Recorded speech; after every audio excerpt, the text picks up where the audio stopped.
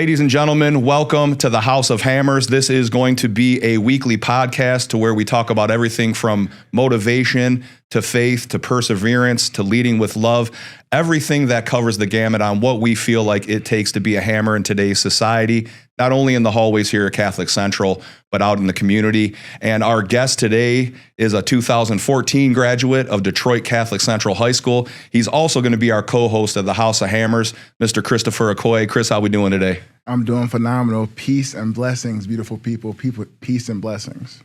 We talk a lot about loving each other and motivation, and Chris is somebody that I've known since he was a freshman in high school, and to watch the growth of you over the years is something for me that has been really inspiring.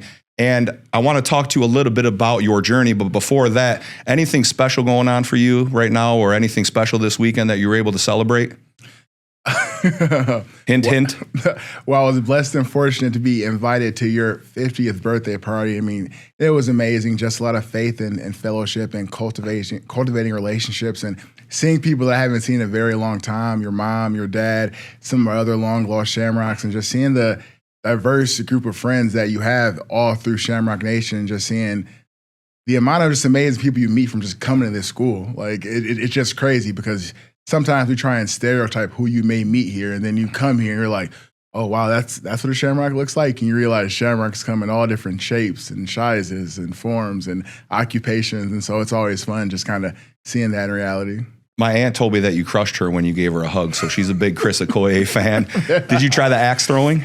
No, I did not. You know, I still got my elbows a little banged up, so I stay away from those types of activities. We'll get into some of the lingering injuries that you have. Obviously, with me being 50 now, I'm starting to feel it a little bit, but it was a great night. And like I said, I really appreciate you being there, and you're a big part of my life. My kids love you, our family loves you, and obviously everybody here at Catholic Central.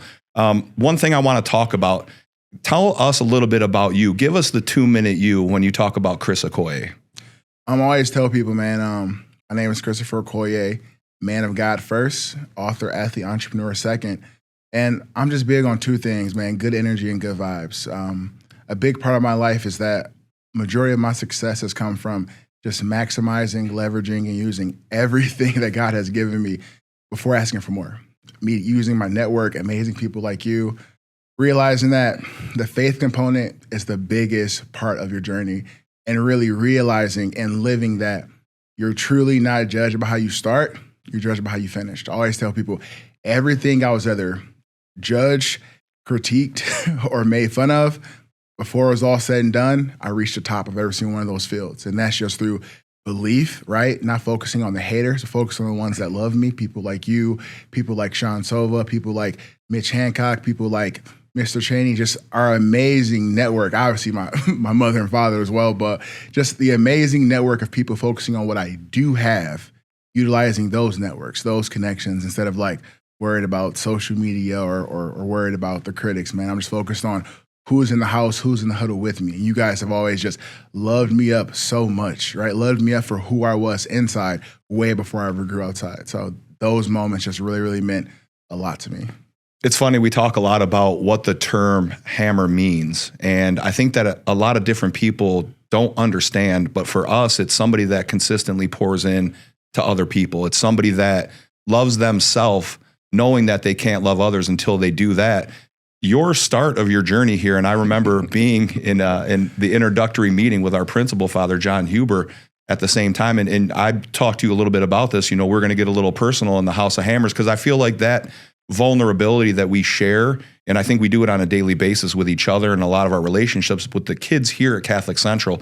Talk a little bit about that journey and how you really kind of had to hit the ground working and with that trench warfare kind of mindset right away, just at Catholic Central, to get into the school and get an opportunity. So if you could share that quick story with Father Huber in that introductory meeting, I think that would people help understand who you are.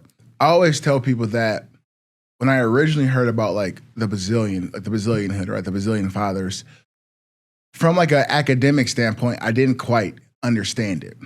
But when I met Father Huber, I got to see Basilian hood in action. And once I saw him and met him and my lived experiences with him, I no longer needed a book or a course to explain what a Basilian is.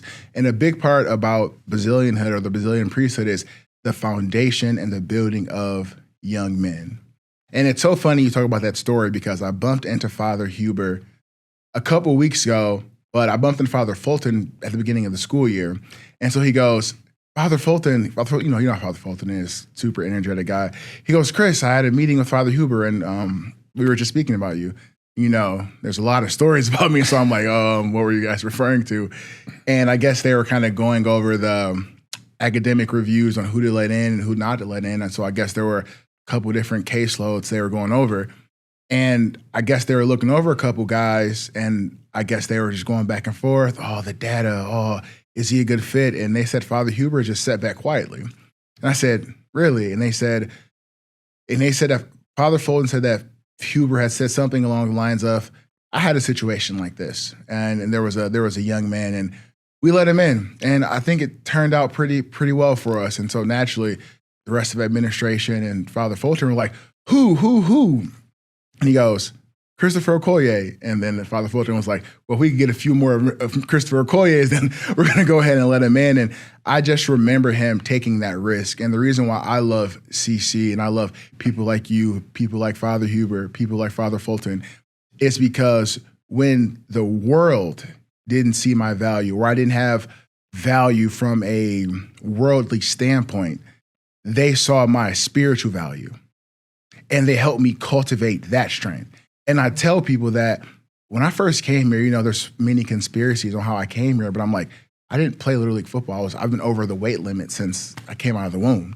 So there was no genuine rapport of like, this great athlete, let's recruit him, get him to come here. I remember my mother, she was looking for me to have consistent male mentorship. That was why I came here. And so when Father Huber heard that, heard my story, saw my worth from saw a young man who wanted better, had a family that wanted more and wanted more for him, he took that opportunity. And I tell people those first 2 years were a struggle. It was truly difficult, but that's why I always tell people that you're not judged by how you start. You're judged by how you finish, because although I was on academic probation my freshman year, by the time I graduated, honor roll Gabriel Richard. And even though I struggled as a freshman and sophomore in high school, I ended up being a multi-time all-conference, all-American at the college level. And although I may have struggled in my freshman level reading and writing class, I was able to leverage that into being a professional speaker along with an author. And that level of confidence came from coming here, having amazing teachers like Mr. Petrovich, who gave me confidence as a writer, helped me understand English, and he really made it fun for me. I look at guys like Coach Griff, right? His public speaking class. He gave me a voice where I come from, coming in an environment like this, there were some who tried to quiet that voice, and he gave it to me. I look at guys like Mike Mack, who would break down economics and politics and made those things sound fun and really taught me and educated with love. And then obviously one of the most important foundational building blocks of my journey was you. I think people see our relationship as adults and you assume, of course, the NFL Hall of Famers, boys with the AD. And I'm like, dude, when I was trying to play freaking lacrosse and quarterback and safety and wanted nothing to do, he was still loving me up. He was still handing me a chocolate milk. And that consistency of just genuine, organic friendship has led into me being like a uncle to your children, right? Being like a brother-in-law to your wife, you know, and just really, I tell people there's very few people that have watched all phases of my life. You know, I think when you see a person and, you know, you judge them from a worldly standpoint of what they have achieved, you make assumptions. Oh, they're lucky. Oh, it's God-given. Oh, and I'm like, the person you see today is not the same individual that you saw.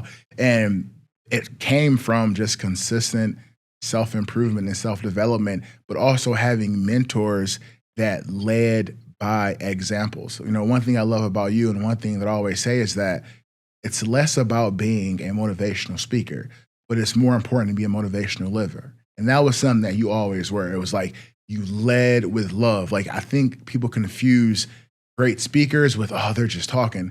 But when you look at the resumes, it's like captains, right? It's servant leaders. We're in the community. We're doing the work. We're showing up to the grad parties. We're showing up to the Little League games. We're showing up to the christening. We're showing up to the grand opening of whatever businesses. We're there for the divorces. We're there for I wanted to get this offer and I didn't get it. Now I have to go to JUCO. we're not just hanging with our 3, 4, and 5-star athletes. We're having tough conversations with some of our kids that have had to transition to junior colleges, who've had to transition to secondary schools. We still get lunch with those guys, and those are, and being honest with you, that's a trait I learned from you, right? It's easy to go and hang out with the 4-star who you may think has a for sure ride to the NFL. That is easy. But the guy who's always being overlooked, like the Bible says, I'm looking for the least of thee. Yep. How you treat the least of thee is how you'll treat your Lord and Savior, or how you'll treat God. And so I always watched you do that since I was a child. I mean, we see the hammers come down, but you may see the other non-so hammers come down as well. And we break bread and we get lunch and we have family, we have fellowship and pour into those guys alike. And that's just one of those characteristics that you don't see outside of this place, and you don't see outside of people like you. And so that was just, I know people always expect me to go on this whole hurrah about football, but man, football is just a platform that makes what you have to say more listenable. Like, people want to listen to you more when you play a sport at a high level. But man, it's about conversations like this. Like, it's about that part of the journey. Because at the end of the day, anyone can go and lift and train for 2-3 hours a day if they have the discipline. But it's that spiritual and that personal development and that cultivation of relationships that, most athletes lose that, and they spend majority of their post-athletic careers trying to gain family and friends back because they didn't do well by them while they were doing it. Trying to figure out who they are still after their journey's already close to being over with after they retire. Exactly, and that's where this place is different. And it's no shade to the other Catholic school guys, but when I'm going to different youth events or we're connecting, like, there's a difference. We don't allow our students here to completely make their identity into a sport, regardless of. And that's why I love the multifacetedness of CC, is because there's a direct correlation between the person who's leading in Christian service, the person who's has a high GPA, and the person who's also Christian on the field. I'm not saying every person's Albert Einstein that's played a sport here, but majority of our athletes often do very, very well or above average academically. And we don't have any issue getting their service hours in. They're the first ones, our Get You Foundation, we had captains and hammers on that trip. Last year at Sacred Heart for the leadership summit there, we got guys with 10, 20 plus Division I offers coming out to serve. You don't see that in other places. Once again, no shade, but another school, they had an issue and they had to force their leaders or better players to go out and serve. We don't have those issues here, and that is just a cultivation of culture that you've helped instill for the past 40 years. I think a big part of that too, and this is, I want people to understand out there, this podcast and the messages that we have, it's not just directed at our community here at Catholic Central. Yes, Chris, myself, we're both products of Catholic Central High School, but our message and our goal is to spread more gratitude, to spread more love, more positivity. And you hit the nail right on the head, Chris, when you said it is easy to kind of associate yourself with that popular athlete. But I think the best thing that the two of us do, and so many other people here, and we need more of it outside of this place, is to find that kid who might be struggling just a little bit. He's not that popular kid. He's not the guy out in front leading cheers. He's not part of student council. He's just that offshoot kid who might leave at 2:45 and goes home to a tougher life at home than we could ever imagine. So when we're able to uncover those relationships, I think that's when something really special happens. I want to get back a little bit to your journey, because as tight as we are, we have had some tough conversations in the past. We've learned a lot about each other, and one term that I've stolen from you that I knew about but wasn't really using is radical candor. And that's being able to have those tough conversations built on a true love for that other person, understanding who they are. For me with you, and I've said it a million times, I see so much potential in you and so much greatness in you sometimes that you might not even see. In your first year here at CC, I know I was tough on you to get you to help me to do little things, just come down here by the student section and do this. But to see the growth and what you've taken as a challenge, and now all the stuff you do in your year 2 here at CC, it's 100 times above and beyond. And I think you feel more enriched. I think you feel closer to the students, and I think it's given you more love for this place. But when you talk about your journey, you talk about some of the challenges, right? I'll include a quick one here. When Chris came to Catholic Central, you can see by his size, he's not much smaller than he was his freshman year. He's in way better shape. But he told me he was a quarterback. Where did you get that idea from that you were a quarterback? So you got to remember, growing up, I grew Be up, honest on this one, because we're people gonna want to know. The people want to know. So I grew up in the era of, Cam Newton. I was seeing Vince Young. I was seeing guys that were 6'6", 260 playing quarterback. And it was the love and, the admiration and the influence that those players had. And as a 6th, 7th, 8th grader lacking self-awareness, I was like, okay, like we're about the same height. Like, okay, they're give or take 20, 30, 40 pounds. Like, and some athleticism. Maybe a few more here or there, but yeah, I'm saying? I could be like them, and a lot of it was primarily fueled by Cam Newton. And he was just a person that was very individualistic, right? He was a person that was anti-establishment, but he loved people. Right. And he didn't allow society or his teammates or his coaches to really just put him in a box. And you know me, one thing about me is like, I'm very much like, don't put me in a box. Like, you're very similar to Cam Newton with his fashion choices. I know you like to mix a couple things together, much like he does. Maybe not with the hats, but not quite as excessive as him. Yeah, not as egregious as he is. But I'm just big on like identity, right? And figuring out like who you are. I mean, in my second book, I talk about extreme self-awareness. And a lot of that is figuring out that knowledge of self, right? Because that knowledge of self produces a love for self. And that love for self then causes you to go out and do for yourself.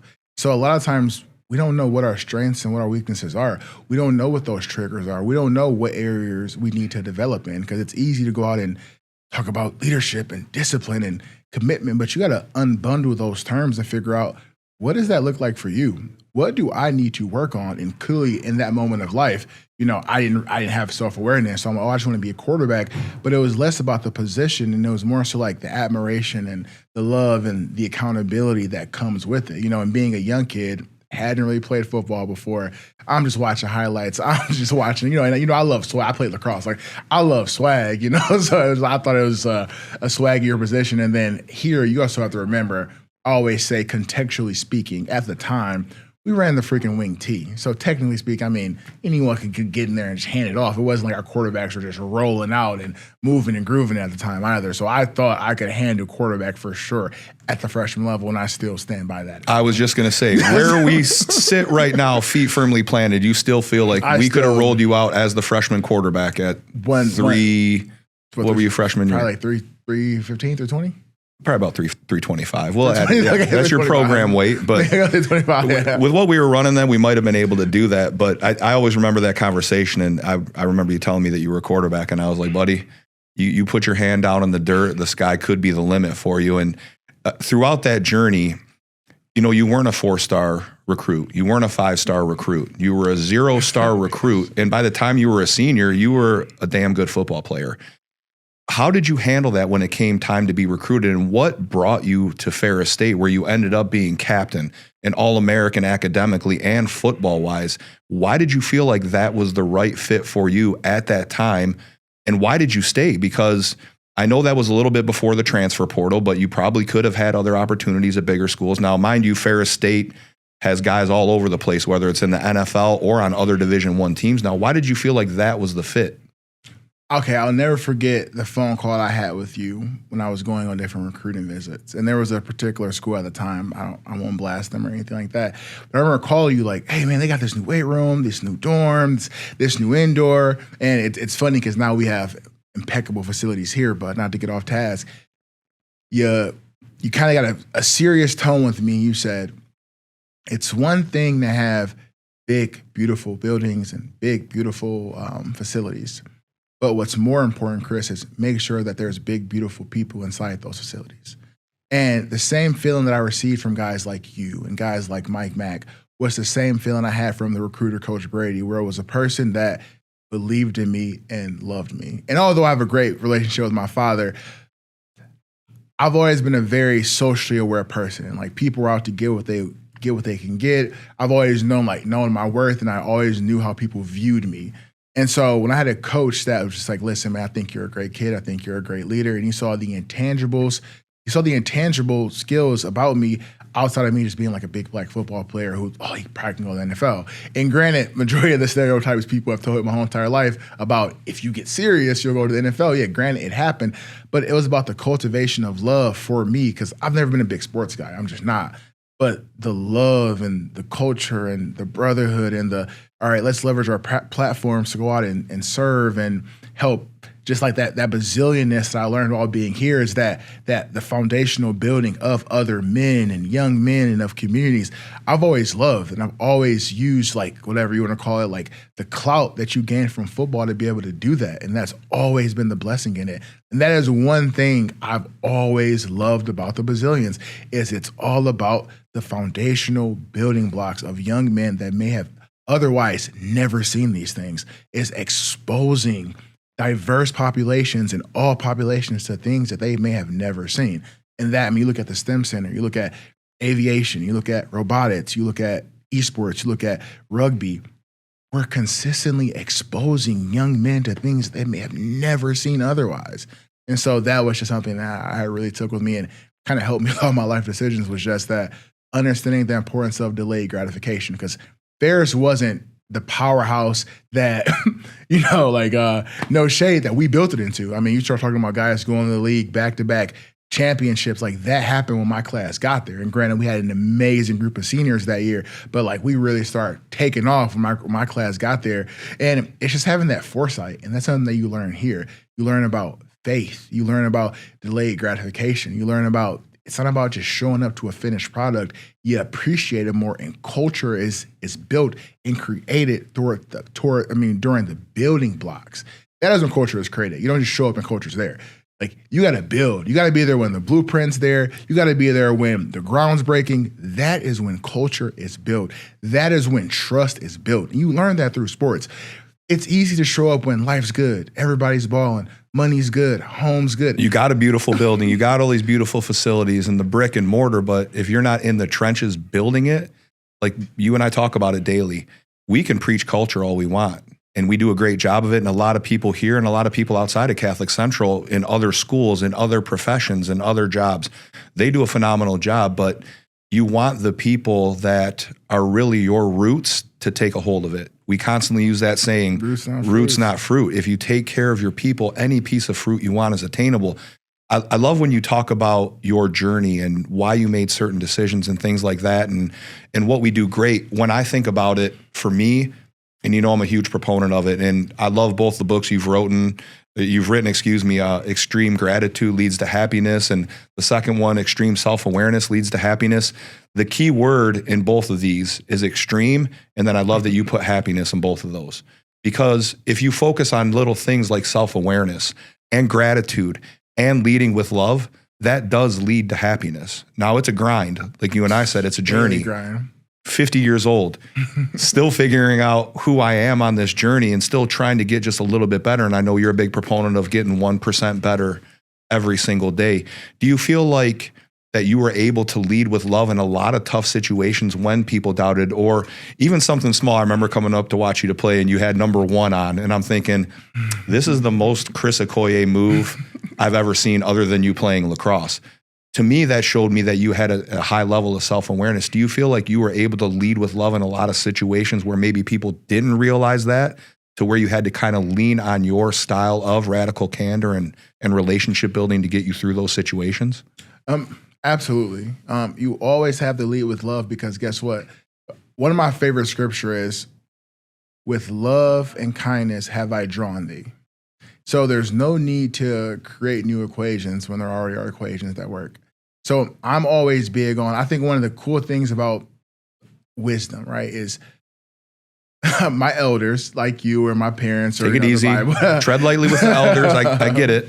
Is the real reason why you have elders is to learn from them, right? So if I can watch my elder touch a hot stove, then like technically there's no reason why I should touch it. And so I think my special gift or talent was never my size or never my speed. It was my ability to take advice from those that came before me, take advice and the wisdom from my elders, and actually use and apply it, And so I think that helped me step over a lot of hurdles. And I believe that that is what God taught us to do. That is why we have books written from some of the best prophets and generals and presidents. Like, we don't just write books because we want to write books. It's so you can take the wisdom from them and use and apply them in your own life. And so once I realized that, okay, I've seen people yell. I've seen coaches yell at people, and that doesn't really work. But the coaches that really take a likening to the cultivation and the development of a young man using those same bazillion principles, that always works. Like that is, as far as I've seen, it's undefeated. When you love, one thing you always, it's funny, but when you love someone up and it's genuine, right? We're not talking about that fake love. We're not talking about that. We're talking about that real, like sometimes it's tough love. It's not easy because life's tough, you know. And I always say trust is built with adversity, right? Anyone can say they love you. I was always taught that love is a verb, and it's a commitment to duty and service. It's not this just happy-go-lucky feeling. Some people may subscribe to the ideology. I don't. Love is a commitment to duty and service. You got to show me you love me. So that's always, and then serving people. I've always learned that like that more so gets people to follow and believe in you is when you serve them and then lead by example. Granted, we're great speakers. I had some of the best captains on every level. I've been blessed and fortunate to learn from Anthony D'Arcangelo. I've been blessed and fortunate to have Brandon Malinowski, have Justin Zimmer in college, have Geno Atkins, have Andy Dalton, have AJ Green at the professional level. And the best leaders always, whether they were rah, or whatever, they always led by example. So we talk about, you got the quiet leader, the rah, the family guy. All that doesn't matter. The best leaders are ones that, whether they were talking or not, they led by example. The guy that gave the huge pump-up speech, he also ran out of the tunnel and knocked someone out. The guy that was super quiet, he also ran out of the tunnel and knocked someone out. The guy that was family, also knocked someone out for his brothers. So at the end of the day, there's a certain level where like actions have to match words. And so I've always believed that exemplified leadership is the best form of leadership, regardless of your personality type. Personality type and leadership style are two different things. You can have a great personality and be out and about, but if you're not leading by example, if your actions aren't matching your words, no one's going to believe you, right? If you look at, you got Brian Urlacher, you have Cam Newton, you may have a guy like Lamar Jackson, different personality types, but at the end of the day, guess what? They're in the weight room first. In the offseason, they're grinding. You see, James Harrison, you see him putting in work, right? The best leaders, regardless of we have to stop confusing personality types with leadership styles. Like you can have whatever personality type that you want, but when it's time to put in business, when it's time to show up, it's just time to show up. Regardless of how you show up, you got to show up and you got to do the work. I think people nowadays do have a hard time realizing like what real leadership is. You can sit there and talk about it all day long, but unless you get in the trenches with your people, and I love how you said, it's tough love, but I like to flip that and say, I like to love tough. If I'm going to love you as a mentor, as a coach, as an employee, as a brother, whatever type of figure I'm here to serve as, I want to make sure you get all of my love, but it's not going to be easy because I want that same love in return. So that toughness part is, listen, I'm going to give you everything I got. If you're going to pour 60% back into me, I'll match your 60. But if you pour 100 into me, I'll probably give you 105, 110 because that's the only way I know. And we talk a lot about scripture and things like that. One of the things that hit me the most, and it's obviously from the Bible, and I've asked our kids this in speeches. When I'm supposed to be getting them fired up about a football game, I'll tell them, Jesus washed his disciples' feet. Whose feet are you washing? And I think that when it comes to being a servant leader, like I love to give speeches. I love to get the kids excited. I love to really get down deep with that kid who's struggling with something. I'll have kids that cry in my office. I'll end up crying too if I'm having a tough time with something because it's about emptying buckets and filling buckets. When we talk about that and we talk about leading with love and the two books that you have written, when it comes to your own personal happiness, what do you think the biggest key for you is to making you plant your feet on the ground every day, start back over at zero, lead with love and earn it all over again? What do you think helps you do that? What helps me do that is some people believe in goal setting. And as I got older and more self-aware, I kind of did away with, the framework of goal setting. And to every day, my only goal is just focus on getting better. So I'm very, very big on mindfulness. And if you look at the grand scheme of things, if you just can wake up, thank God for that particular day, right? I think Mr. Burke, shout out to Buckets, he has a quote where he always says, tomorrow never happened and yesterday's just a mystery, or maybe it's flip-flopped. But it reminds me that every day is a new day. And if you can stack enough good days, and if you could just habit stack good days, ultimately you will just get better. So I wake up every single day, I'm just like, how can I get better? And if you can just get better every single day, the quote unquote goals you have are just going to be accomplished. But also, like, you just can't take anything for granted. And I think I actually wrote about you in Extreme Gratitude, where I just talk about like you have to really maximize what you already have. I didn't get a new family. I didn't get a new school. I didn't get a new skin color. I didn't get anything new. I grew and continue to grow because I'm still maximizing and leveraging everything that I had. When I was poor and less fortunate, I was in the CC weight room. When God blessed me with abundance, I was still in the CC weight room. And I think people think life just changes at some point. It doesn't. It's consistently being, Jesus didn't just go off to a new town and recreate himself, right? You're consistently maximizing, leveraging what you have, and you're just scaling it, right? I always talk to my good brother, Charlie Syracuse, and it's about scaling. Take what you're doing and you scale it. You have a network. Use your network's network, right? You have a gym. Use all the resources that are in there. You know, you hear guys always talk about, I need this modality, or I want this machine or that machine, right? But have you maximized the machine you already have? If I can take it from never playing football to the NFL in that same weight room, I'm pretty sure you can make it from freshman to JV back up in that weight room without any complaints. If we laugh and complain about tape and ice with Bob Ogar, but there's been a lot of people that have been able to take it pretty far with the tape and ice. And not saying that we shouldn't honor and respect modern day science, because trust me, I do. I mean, I was chiropractor 4 times a week, massages 3 times a week, did that, so hyperbaric chambers, all that good stuff. But I'm going to maximize every resource I have first.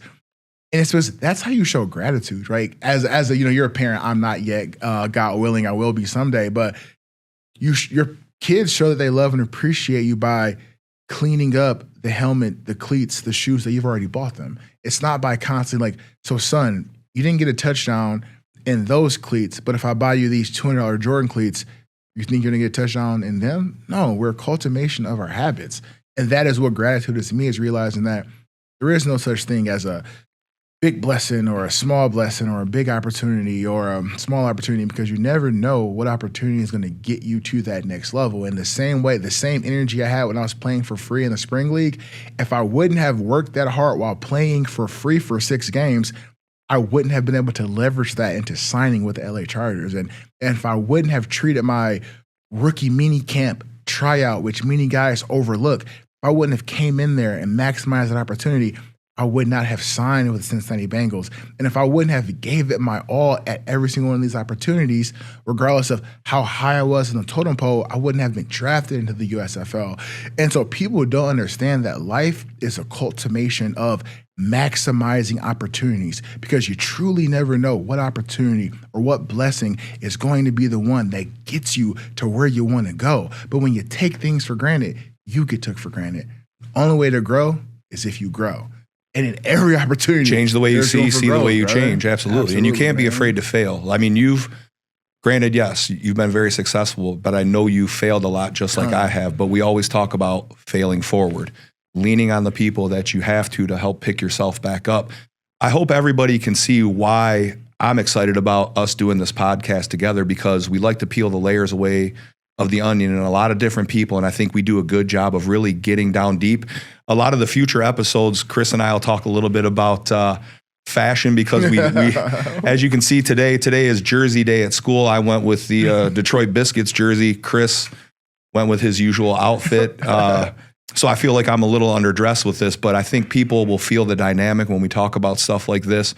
One thing I want to do to bring it all together, and I'll let you go first, and this will be our Hammer Time section of the House of Hammers podcast. Give the listeners, and I don't want you to tailor this just to our kids here at Catholic Central, because I want this to be a more broad message. Give them one little nugget, one little takeaway on either gratitude or leading with love that they can use on a daily basis. The biggest nugget or tool or gem that I can give you is God's gift to you is life. Your gift to God is what you do with your life. And there is no better gift or token or sign of gratitude that you can give to God than to just focus on getting better every single day. Just focus on getting better. Focus on serving others, loving others, being the light, being the change that you want to see. I think that ties right into what I would tell people too. There's a great story that comes from a guy named Damon West. And if you haven't heard of Damon West, look him up. He's done multiple podcasts. He's written a couple books. He's got a new one out called 6 Dimes and a Nickel, but he wrote one called The Coffee Bean. And it's something that you and I both love. Boiling pot of hot water is that society around you. Everything you're going through, all the challenges, trials, tribulations. You put a carrot in that boiling pot of hot water and it gets soft. You don't want to let society and everything going around you soften your heart. You put an egg in there, turns into a hard-boiled egg. You don't want to let that boiling pot of hot water harden your heart. But you put a coffee bean in there and that becomes a change agent. You have to change the name of that liquid from just water, the boiling pot of hot water, to coffee. And that's because of one small change agent that created that change from the inside out. So I feel like I can speak for the two of us when we say this. And when Chris talks about taking advantage of every opportunity, if I take him anywhere, and I'll constantly snipe him when I see him getting someone's number. We go see motivational speakers. I know if Chris is talking to him, he's getting that guy's number to help maximize his opportunity or to find out more about that person's message. But when I think about that coffee bean message, I know that you try to get up every day and be that change agent, be positive, and it's not always easy, but that's why I love and appreciate you, why I'm excited to go on this journey together, to do the House of Hammers with you, to see what kind of fire guests we can bring on, what we can uncover for these kids out there, for the adults that need it, for the two of us, because I feel like there's a lot more growth that we can accomplish by working together, leaning on each other, sharing perspective, and just by loving each other. And it is that simple. When we talk about building a house of hammers, we build it from the ground up. That's what it is. We have to build this mantra, this mindset of leading with love on a strong foundation. And then from there, we're going to build it with a full house of hammers, everybody working on it together, having hands on this project. And that's why I think that this is going to be such a great opportunity for the two of us. I'm excited. I love you. I know I'm considerably older than you, and you talk about how much of a mentor I've been to you, but I've told you this before. You help me see things in a different way. You help me grow the way my family loves you, the way I see the kids in the hallway. They love being around you, and I know that comes from a place of genuine gratitude, your spirit, your heart, your faith, and everything you continue to pour back into. So we are about to blow the doors off of this podcast journey and just see how great we can help people become, build it with love, faith, gratitude, and hopefully that leads to happiness for everybody out there. That's our plan. And I just want to thank everybody. If you were able to take a small nugget away from this House of Hammers, and we're going to have some great people on here, from motivators to coaches to mentors, that run the gamut of leading with love and really building that self-awareness built on gratitude and happiness. And that's what the House of Hammers is going to be. And hopefully we set that tone today. We look forward to seeing you guys on the next episode. We're going to have some few sponsors that get on board. This week's sponsors, we'll give them a little shout out. You can hold up that other one, Chris. Extreme self-awareness leads to happiness. This is the second one. You got to start off with that and read Extreme Gratitude Leads to Happiness. I'm also in that one, so you definitely want to read that book first. And I will also autograph that for a small fee if you're okay with that. I'll cut you in. Absolutely. I'll cut you in on it. But we thank you guys. Our challenge is to you: keep hammering with love. Plant your feet in the morning. Get ready to be great. And don't forget, anything that happened yesterday does not matter. You get a brand new start every morning. You open your eyes. Thank God for that day. Plant your feet, be great, lead with love, and be your own version of a hammer. Thank you guys. We love you. And on behalf of Mr. Okoye and myself, we're looking forward to the next episode.